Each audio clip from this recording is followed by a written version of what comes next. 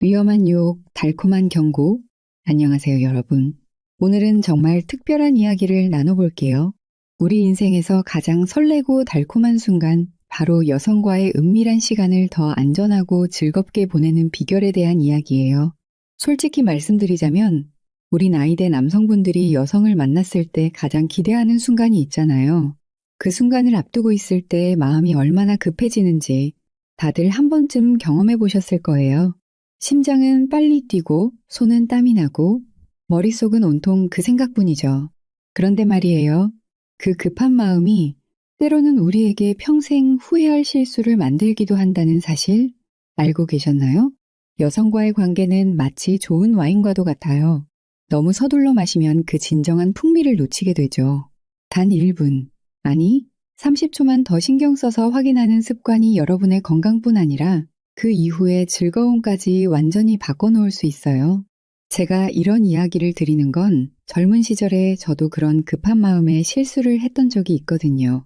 그때 알았더라면 얼마나 좋았을까 하는 그런 소중한 경험들을 여러분과 나누고 싶은 마음이에요. 요즘 세상이 많이 변했잖아요. 젊은 친구들은 이런저런 앱으로 쉽게 만남을 가지고 우리 세대도 재혼이나 새로운 만남의 기회가 많아졌어요. 그런데 이렇게 만남이 쉬워질수록 위험도 함께 커졌다는 사실 알고 계신가요? 최근 통계를 보면 놀랍게도 중년 남성들의 성병 감염률이 꾸준히 증가하고 있대요. 특히 매독 같은 성병은 2014년에 비해 무려 3배나 늘었다고 해요. 이게 남의 이야기가 아니라 바로 우리 주변에서 일어나고 있는 일이라고요. 여러분 생각해 보세요. 단 한 번의 실수로 몇 개월, 아니 평생 동안 후회할 수도 있는 일이에요. 약을 먹고 병원을 다니는 고통은 물론이고 새로 만난 파트너에게 그런 병을 옮길 수도 있다는 죄책감은 정말 견디기 힘든 거예요. 제가 상담해드렸던 한 50대 남성분은 이렇게 말씀하셨어요. 그때 그냥 조금만 더 주의했더라면 지금 이 고생을 안 했을 텐데 가슴이 아프더라고요. 하지만 오늘 제가 여러분께 알려드리는 3가지만 기억하시면 그런 후회는 하지 않으실 거예요. 이 3가지는 정말 간단하지만 효과적인 체크 포인트예요. 첫 번째는 붉은 반점이에요. 두 번째는 냄새고요. 세 번째는 속옷이에요. 이게 무슨 의미인지, 왜 중요한지, 어떻게 확인해야 하는지 이제부터 하나하나 상세히 알려드릴게요. 특히 첫 번째로 말씀드릴 붉은 반점에 관한 이야기는 정말 중요해요. 이건 매독이라는 아주 위험한 성병과 관련이 있거든요. 매독이라고 하면 옛날 이야기처럼 들리실지 모르지만 요즘 다시 급증하고 있는 무서운 질병이에요. 15세기에는 유럽 인구의 15%가 이 병에 걸렸다고 하니까 얼마나 무서운 병인지 아시겠죠? 게다가 초기에는 증상이 없어서 모르고 지나치기 쉬운데 나중에 발견하면 치료가 훨씬 복잡해져요. 여러분, 이제 설레는 만남의 순간을 앞두고 계신가요? 그 순간이 더 아름답고 후회 없는 추억이 되길 바라는 마음에서 이 이야기를 시작했어요. 자, 첫 번째 확인 포인트인 붉은 반점에 대해 자세히 알아볼게요. 이 이야기는 특히 중요해요. 왜냐하면 실제로 제 주변에서도 이것 때문에 큰 고생을 한 분들이 꽤 많거든요. 여러분, 솔직히 말씀드릴게요. 여자와 관계를 갖기 직전에 상대방의 몸을 유심히 살펴본다는 것이 좀 이상하게 느껴질 수도 있어요. 하지만 이건 결코 신뢰가 아니라 서로를 위한 배려예요. 특히 오늘 말씀드릴 붉은 반점은 매독이라는 아주 위험한 성병의 신호일 수 있거든요. 실제로 매독은 요즘 한국에서 급증하고 있어요. 그런데 더 충격적인 건 50대 이상 중년 남성들의 감염 사례도 꾸준히 늘고 있다는 거예요. 우리 세대도 결코 안전지대가 아니라는 거죠. 자, 그럼 실제로 어디를 어떻게 확인해야 할까요? 매독의 첫 증상은 피부에 나타나는 붉은 반점과 발진이에요. 특히 중요 부위 주변에 있는 붉은 반점에 주목하셔야 해요. 팔이나 등에 나타나는 붉은 반점은 구분하기 어려울 수 있지만 은밀한 부위에 나타나는 붉은 반점은 확실히 눈에 띄거든요. 제가 정말 가까운 김 사장님의 실제 경험담을 그분의 허락을 받아 살짝 나눠볼게요. 김 사장님은 식당을 운영하시는 53세 남성인데요. 5년 전 이혼하시고 작년에 소개팅으로 만난 48세 여성분과 급속도로 가까워지셨어요. 처음엔 정말 순수하게 좋은 분이라고만 생각했는데 세 번째 만남에서 둘이 술을 좀 마시고 나니까 상황이 그렇게 되더라고. 라고 수줍게 말씀하셨죠. 그날 밤 그분은 너무 흥분한 상태라 평소 같으면 눈치챘을 이상한 신호를 놓쳤대요. 호텔방에 들어가서 불 꺼놓고 키스하다가 옷을 벗기 시작했는데 잠깐 화장실 가려고 불을 켰을 때 그녀의 허벅지 안쪽에 동전 크기의 붉은 반점들이 몇 개 보였어요. 근데 그때는 이게 뭔지도 모르고 또 너무 그 순간에 빠져 있어서 결국 그냥 관계를 가졌고 정확히 24일 후 김 사장님의 생식기 부위에도 비슷한 붉은 반점이 나타났대요.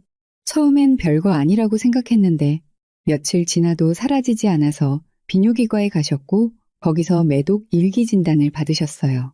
의사가 매독이라는 말했을 때 그 자리에서 주저앉을 뻔했어요. 내가 어떻게 이런 병에 걸릴 수가. 페니실린 주사 3회 치료를 받으셨지만 그 후로 6개월간 정기검사를 받아야 했고 그 여성과는 당연히 연락을 끊으셨대요. 더 충격적인 건 그 후에 다른 친구를 통해 알게 된 사실인데 그 여성이 다른 남성들과도 비슷한 패턴으로 만남을 가졌다는 거였어요. 그때 그 작은 신호만 제대로 봤어도 이런 고생은 안 했을 텐데요. 매독의 무서운 점은 초기에는 증상이 가볍거나 심지어 없을 수도 있다는 거예요. 감염 후 평균 3주 정도 지나면 피부에 궤양이 생기는데 이게 통증이 없어서 모르고 지나치기 쉬워요. 그리고 더 무서운 건 이 궤양이 6주 정도 지나면 특별한 치료 없이도 자연히 사라진다는 거예요. 그래서 다 나았네 하고 안심하게 만들죠. 하지만 실제로는 균이 체내에 남아 더 깊숙이 침투하고 있는 거예요. 여러분, 실제 상황에서는 어떻게 확인하는 게 좋을까요? 물론 불을 환하게 켜고 자, 이제 매독 검사를 해볼게요. 라고 말할 수는 없잖아요. 그건 너무 분위기 깨는 일이니까요. 대신 자연스럽게 스킨십을 나누는 과정에서 상대의 몸을 살펴보는 습관을 들이세요. 특히 생식기 주변, 사타구니, 허벅지 안쪽, 항문 주변 등에 잡고 동그란 형태의 붉은 반점이나 궤양이 있는지 확인하는 거예요. 만약 이런 징후가 보인다면 어떻게 해야 할까요? 이건 정말 어려운 상황이죠. 하지만 여러분과 상대방 모두의 건강을 위해서는 그날 관계를 피하는 게 좋아요. 오늘은 피곤해서 또는 갑자기 속이 안 좋아서 같은 자연스러운 핑계를 대고 다음에 만나자고 하세요. 그리고 나중에 진지하게 대화를 나눠보는 것도 방법이에요. 혹시 건강 문제가 있는 것 같은데 병원에 가보는 게 어떨까? 라고 조심스럽게 제안해 볼 수도 있겠죠. 이런 얘기가 좀 불편하게 느껴질 수도 있어요. 하지만 여러분, 생각해 보세요. 단 몇 초의 확인으로 몇 개월, 아니 평생의 고통을 피할 수 있다면 그게 정말 현명한 선택 아닐까요? 게다가 우리 같은 중년 남성들은 면역력이 젊었을 때보다 떨어지기 때문에 감염됐을 때 더 심각한 증상이 나타날 수 있어요. 그러니 미리 예방하는 게 정말 중요해요. 실제로 저희 동창회에서 꽤 성공한 사업가로 알려진 박 대표님의 사례도 들려드릴게요. 작년 2월 58세인 박 대표님은 베트남 하노이로 사업 출장을 가셨어요. 출장 마지막 날 현지 직원들과 회식을 하다가 가라오케에 가게 됐죠. 원래는 술을 그렇게 많이 마시는 편이 아닌데 그날따라 계약도 잘 성사됐고 분위기가 너무 좋아서 평소에 2배는 마신 것 같아요. 그날 밤 가라오케에서 만난 현지 여성과 호텔로 돌아갔고 당시 박 대표님은 술에 완전히 취해 있어서 아무것도 확인하지 못했대요. 솔직히 그날 일은 기억도 잘 안 나요. 그냥 아침에 일어났을 때 옆에 아무도 없었고 지갑에서 돈이 좀 빠져 있었어요. 그땐 별일 아니라고 생각했죠. 한국으로 돌아온 지 정확히 38일 후 박 대표님의 온몸에 붉은 발진이 나타났어요. 처음엔 단순 알레르기라고 생각하고 피부과에 갔는데 의사가 성병 검사를 권유했대요. 그때 의사가 혹시 최근의 성관계는? 이라고 물었을 때 갑자기 그날 밤이 생각나더라고요. 심장이 쿵 내려앉는 느낌이었어요. 결국 매독 2기 진단을 받았고 페니실린 치료를 시작했죠. 하지만 더 큰 문제는 따로 있었어요. 치료 중인 3개월 동안은 목욕탕에도 못 가고 골프도 못 쳤어요. 동업자들이 왜 안 나오냐고 물을 때마다 거짓말을 해야 했죠. 그런데 제일 괴로웠던 건 아내한테 말을 못한다는 거였어요. 결국 치료받는 내내 출장이 많다는 핑계로 따로 자야 했으니까. 박 대표님은 지금도 그때 일을 생각하면 식은땀이 난다고 하셨어요. 단 하룻밤의 실수로 몇 달을 지옥처럼 산 거예요. 절대 그런 실수는 하지 마세요. 자, 그럼 붉은 반점의 특징을 좀 더 구체적으로 말씀드릴게요. 매독으로 인한 궤양은 크기가 아주 작고 단단하고 동그란 형태를 보여요. 그리고 특이하게도 대부분 통증이 없어요. 그래서 더 위험한 거죠. 보통은 하나만 생기지만 여러 개가 동시에 나타날 수도 있어요. 이런 특징을 기억해 두시면 좋을 것 같아요. 여러분, 사실 이런 이야기를 하는 게 저도 좀 쑥스럽네요. 하지만 우리가 50대가 넘어서도 여전히 설레는 만남을 가질 수 있다는 건 정말 축복 같은 일이잖아요. 그 소중한 경험을 안전하게 지키기 위한 작은 지혜라고 생각해 주세요. 여성과의 관계에서 확인해야 할 두 번째 중요한 신호. 바로 냄새에 대해 이야기해 볼게요. 냄새라는 게 참 미묘하고 민감한 주제죠. 말하기도 조금 쑥스럽지만 이것이 여러분의 건강과 즐거운 경험을 위해 얼마나 중요한지 곧 아시게 될 거예요. 우리 인간은 시각에 많이 의존하지만 사실 가장 원초적이고 강력한 감각은 후각이에요. 특히 은밀한 만남에서는 더욱 그렇죠. 여러분도 아시다시피 좋은 향기는 우리를 설레게 하고 더 가까워지고 싶게 만들지만 불쾌한 냄새는 순간적으로 모든 분위기를 망치기도 하잖아요. 이 부장님의 이야기를 들려드릴게요. 56세인 이 부장님은 퇴직 후 취미 모임에서 만난 동갑내기 여성분과 데이트를 시작했어요. 정말 멋진 분이었어요. 대화도 잘 통하고 취향도 비슷하고 서로 마음이 맞아서 세 번째 데이트에서 그녀의 집으로 초대받았죠. 이 부장님은 평소 깔끔한 성격이라 샤워도 하고 향수도 뿌리고 신경 써서 갔대요. 저녁 식사를 함께하고 와인도 한 잔씩 마시면서 자연스럽게 분위기가 무르익었어요. 침실로 들어가게 됐는데 여기서부터가 중요한 부분이에요. 스킨십이 시작되고 옷을 하나씩 벗게 됐을 때 갑자기 이상한 냄새가 느껴졌어요. 처음엔 무슨 냄새인지 잘 몰랐는데 더 가까워질수록 비릿한 생선 냄새 같은 게 강하게 났어요. 이 부장님은 순간 당황했지만 실례가 될까봐 아무 말도 못했대요. 그런데 점점 냄새가 심해져서 솔직히 말하면 욕구가 확 식어버렸어요. 그래도 억지로 진행하려고 했는데 도저히 안 되더라고요. 결국 이 부장님은 갑자기 속이 안 좋아졌다 는 핑계를 대고 그날 관계를 피했다고 해요. 다음 날 궁금증에 차서 인터넷 검색을 해보니 그 냄새가 세균성 염증의 대표적인 증상이라는 걸 알게 됐대요.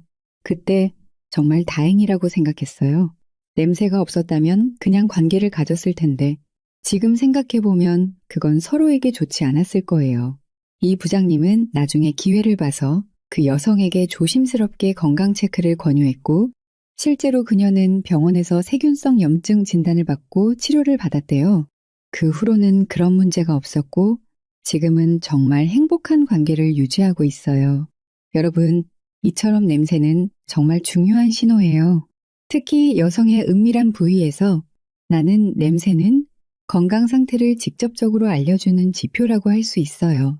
정상적인 상태라면 약간의 자연스러운 채취는 있을 수 있지만 강한 비릿함이나 생선 냄새, 쉰 냄새 등은 대부분 염증의 신호일 가능성이 높아요.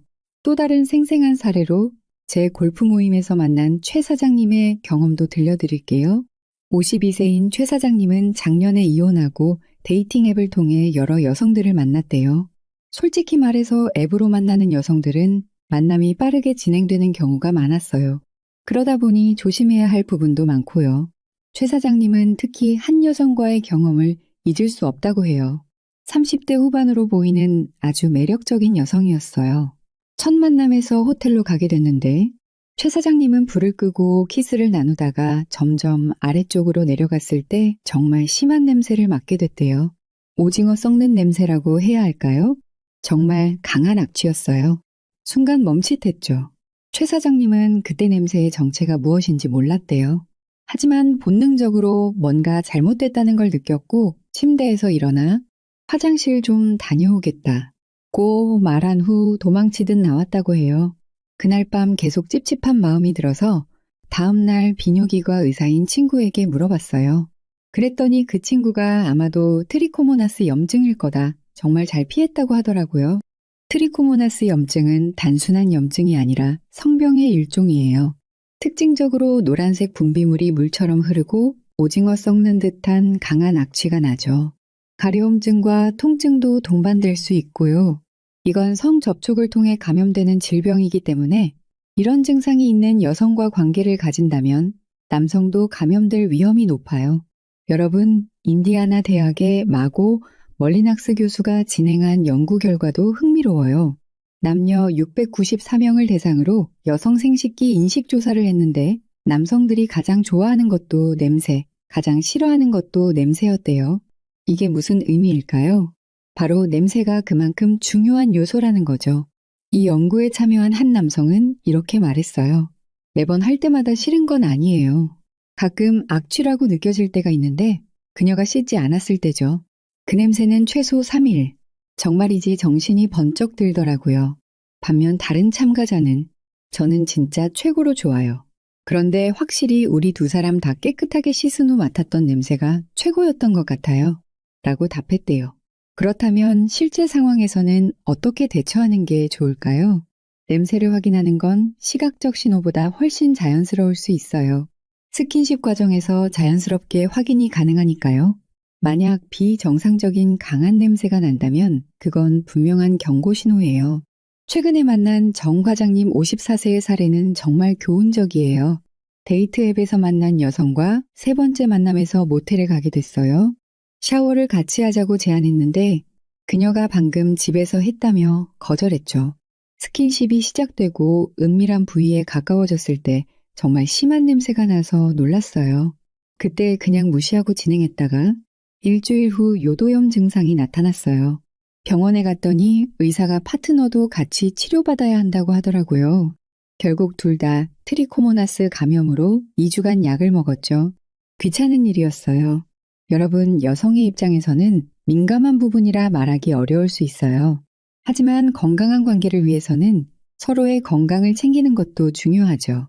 만약 이상한 냄새를 감지했다면 오늘은 컨디션이 안 좋은 것 같아요.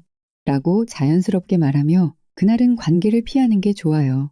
그리고 나중에 적절한 때에 혹시 불편한 증상은 없어요? 요즘 건강검진이 중요하다고 하던데 라고 조심스럽게 대화를 이끌어 볼 수도 있겠죠. 냄새로 알 수 있는 질병은 크게 두 가지로 나눌 수 있어요. 하나는 세균성 염증이에요. 이건 끈적이는 회백색 분비물이 나오고 비릿한 생선 냄새가 나요. 성병은 아니지만 오래 방치하면 골반염으로 발전할 수 있어요. 또 다른 하나는 앞서 말씀드린 트리코모나스 염증이죠.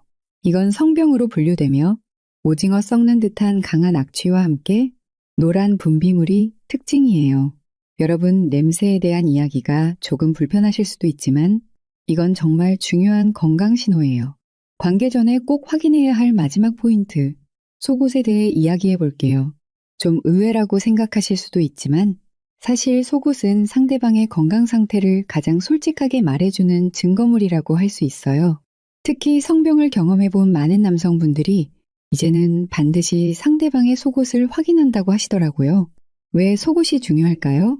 우리가 앞서 확인했던 붉은 반점이나 냄새와 달리 속옷은 시간을 두고 누적된 건강 상태의 흔적을 담고 있기 때문이에요. 피부의 붉은 반점은 잠깐 보기 어려울 수 있고 냄새는 향수나 다른 방법으로 일시적으로 가릴 수도 있지만 속옷에 남은 흔적은 쉽게 숨길 수 없죠. 이 중요한 주제에 대해 생생한 경험담을 들려드릴게요. 오 실장님은 재혼 후 5년 만에 다시 싱글이 되셨고 6개월 전부터 소개팅을 통해 여러 여성들을 만나기 시작했대요. 제가 이혼 후에 데이트를 시작했을 때는 정말 철없이 행동했어요.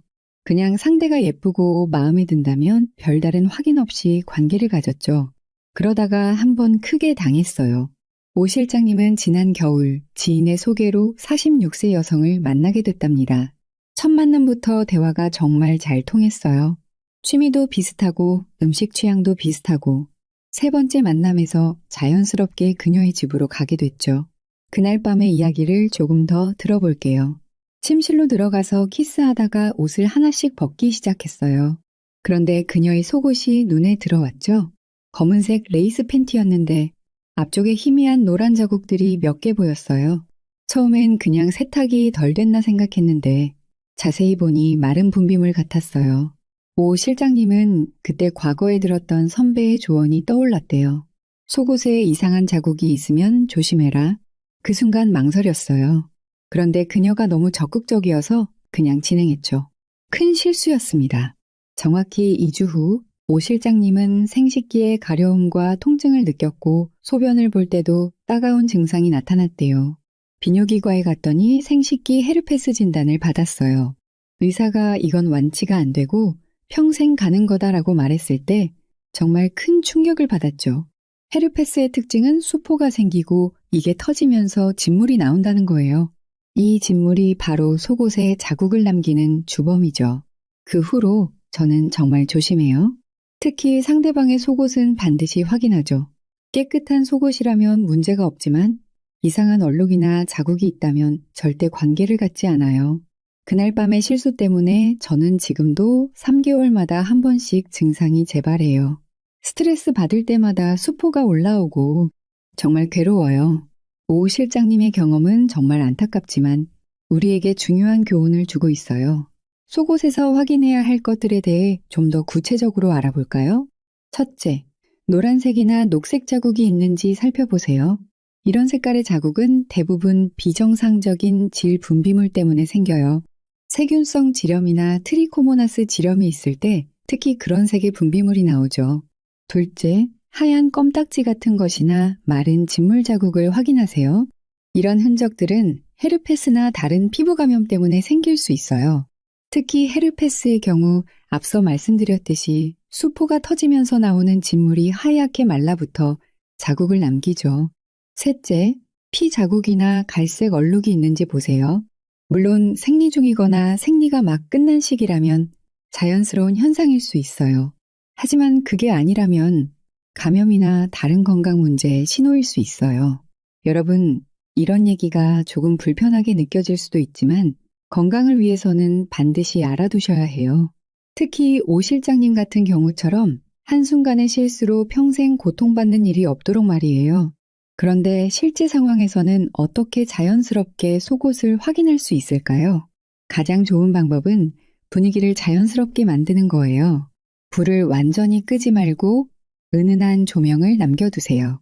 그리고 천천히 옷을 벗기면서 상대의 몸을 감상하듯이 자연스럽게 살펴보는 거예요.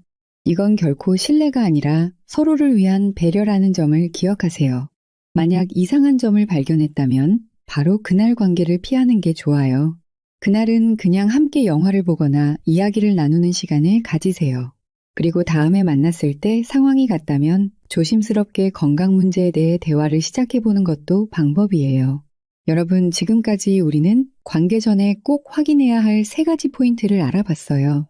첫째는 붉은 반점이었고, 둘째는 냄새, 그리고 마지막으로 속옷이었죠.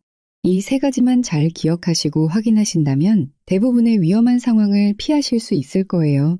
앞서 말씀드린 3가지 위험 신호를 발견했을 때 어떻게 품위 있게 그 상황을 피할 수 있는지에 대해 이야기해 볼게요. 이 부분이 사실 가장 어려운 부분일 수도 있어요. 분위기가 무르익은 상태에서 갑자기 관계를 거절한다는 건 정말 난감한 상황이잖아요. 특히 우리 같은 중년 남성들은 젊은 사람들과 달리 한번 형성된 관계를 쉽게 깨기 어려운 경우가 많아요. 상대방의 감정을 상하게 하고 싶지 않은 마음, 다음에도 계속 만나고 싶은 마음, 그리고 혹시 오해를 살까 하는 걱정, 이런 것들이 복잡하게 얽혀 있죠. 이런 상황을 정말 우아하게 해결한 실제 경험담 하나를 소개해 드릴게요. 데이트 몇 번 하고 자연스럽게 그녀의 집에 가게 됐어요. 모든 게 좋았죠. 그런데 스킨십이 깊어지는 순간 그녀의 은밀한 부위에서 강한 냄새가 났어요. 트리코모나스 지렴 증상 같았어요. 정 부장님은 그 순간 어떻게 했을까요? 갑자기 가슴을 잡으며 죄송해요. 협심증이 좀 있어서 하고 말했어요. 실제로 제가 가끔 협심증 증상이 있거든요. 그러면서 약을 먹어야 할 것 같다고 했죠. 그녀는 정말 걱정하더라고요. 이렇게 건강 문제를 언급하는 것은 상대방이 거부감을 느끼지 않으면서도 효과적으로 상황을 피할 수 있는 좋은 방법이에요. 특히 우리 나이대에는 갑작스러운 건강 이슈가 생길 수 있다는 게 충분히 설득력 있으니까요. 정 부장님은 계속해서 그날은 그냥 차 한 잔 마시고 이야기만 나누다가 집에 왔어요. 그리고 다음날 문자로 어제 갑자기 그래서 미안해요. 건강 문제로 요즘 병원에 다니고 있어요. 라고 했죠. 그러면서 자연스럽게 혹시 불편한 증상은 없으세요? 요즘 여러 가지 감염병이 많다고 하던데. 라고 물었어요.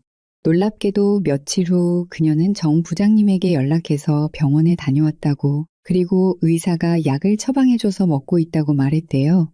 치료가 끝나고 한 달 후에 다시 만났는데 그때는 정말 좋은 시간을 가졌어요. 지금도 가끔씩 만나고 있죠. 이처럼 상대방의 자존심을 지켜주면서도 건강 문제를 자연스럽게 해결할 수 있는 방법이 있어요. 여기서 핵심은 상대방을 비난하거나 불쾌하게 만들지 않는 것이에요. 대신 자신의 상황이나 컨디션을 이유로 들면서 자연스럽게 그날의 관계를 피하는 거죠. 여러분이 사용할 수 있는 몇 가지 효과적인 문구들을 소개해 드릴게요. 첫째, 오늘 갑자기 속이 안 좋네요. 점심에 먹은 음식이 안 맞는 것 같아요. 이건 가장 무난하고 누구나 이해할 수 있는 이유예요. 둘째, 죄송해요.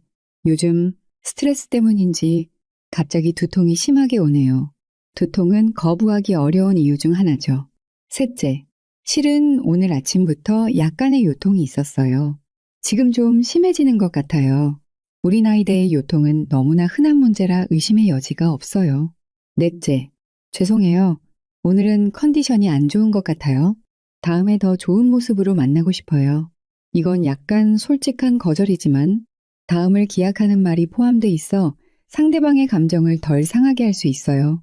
여기서 중요한 점은 거짓말을 최소화하는 거예요. 완전한 거짓말은 나중에 들통날 가능성이 높고 그러면 신뢰에 금이 갈 수 있어요. 대신 조금 과장하거나 타이밍을 살짝 조정하는 정도가 좋죠.